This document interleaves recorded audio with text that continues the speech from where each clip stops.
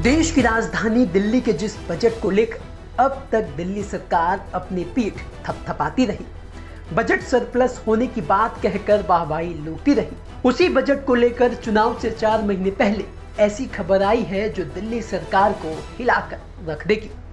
न सिर्फ हिला देगी बल्कि दिल्ली सरकार को बड़ी मुश्किलों में डाल सकती है। वो कैसे, चलिए पूरी खबर के साथ हम आपको ये समझाते हैं।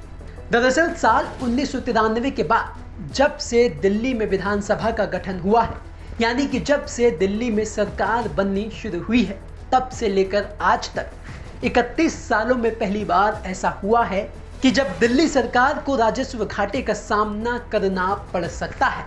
और ये हम नहीं बल्कि दिल्ली का वित्त विभाग, जो खुद सीएम आतिशी ने अपने पास रखा हुआ है, उसी वित्त विभाग ने मुख्यमंत्री आतिशी को सूचित किया है कि साल 2024-25 के अंत तक पहली बार दिल्ली का बजट घाटे में आ सकता है।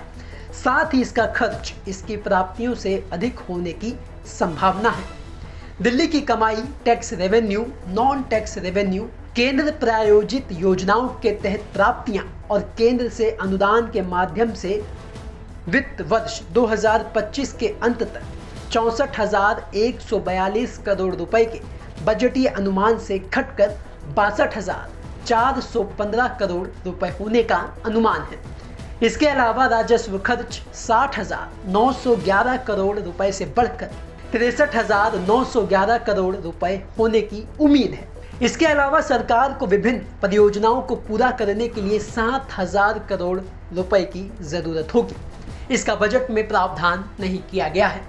अधिकारियों ने कहा है कि दिल्ली ऐतिहासिक रूप से रेवेन्यू सरप्लस वाला राज्य रहा है।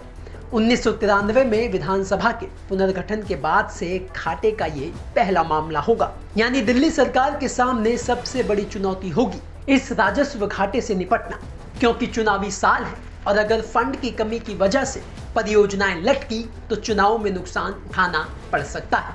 बीजेपी भी इस खबर के सामने आने के बाद लगातार दिल्ली सरकार पर हमलावर है, जिसे देखते हुए सूत्रों से पता चला है कि वित्त विभाग ने हाल ही में मुख्यमंत्री आतिशी के साथ शहर की वित्तीय स्थिति पर एक नोट साझा किया है।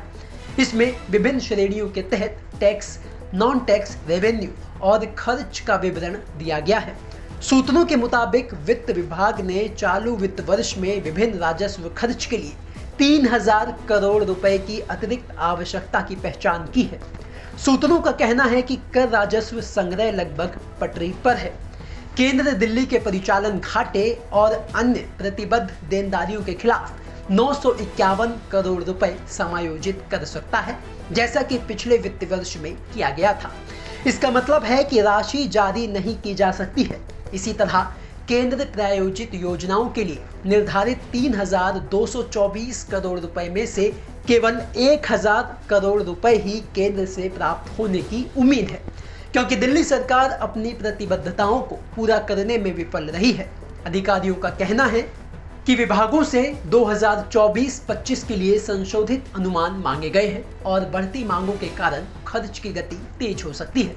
हालांकि सरकार का कैश बैलेंस वर्तमान में लगभग 4,471 करोड़ रुपए है, लेकिन औसत मासिक खर्च 5,000 करोड़ रुपए से ज्यादा है।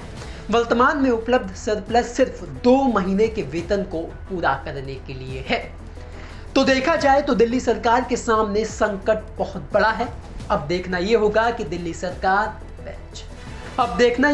दिल्ली की सरकार इस सबसे बड़ी मुश्किल से कैसे निपट पाती है। ब्यूरो रिपोर्ट, दिल्ली तक।